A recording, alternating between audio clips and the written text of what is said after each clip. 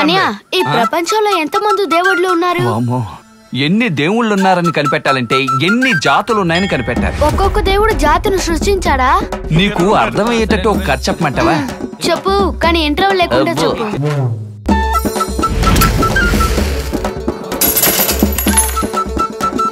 చూడు మామా, ఇంట్లో ఒకటి ఎలకే ఉంది, తగిలించిన క్యాలెండర్ లో కూడా ఆయన లేరు.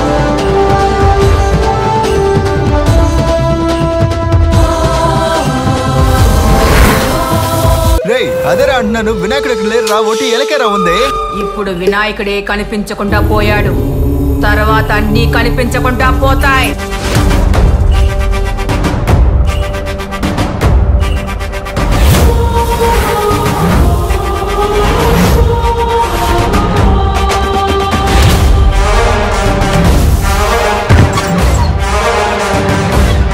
ఇకపైనే గణేష్ ఆట ప్రారంభం.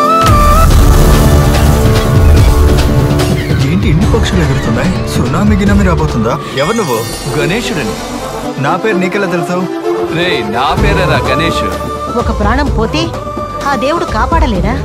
ఇదొక న్యాయం. భగవంతుడు ఒక్కొక్కరిని కిందకి పంపించేటప్పుడు ఒక శక్తితోటే పంపిస్తాడు. ఆ శక్తి దాటి వాడు చనిపోతున్నాడంటే అది వాడి విధి. ఏంటి గణేష, నన్ను ఎక్కడెక్కడో వెతికావు, కానీ ఒక్కచోట మాత్రం నువ్వు నన్ను వెతకలేదు కదా? వచ్చినప్పటి నుంచి కన్ఫ్యూజన్ గా మాట్లాడుతున్నావు, మెంటలా నువ్వు?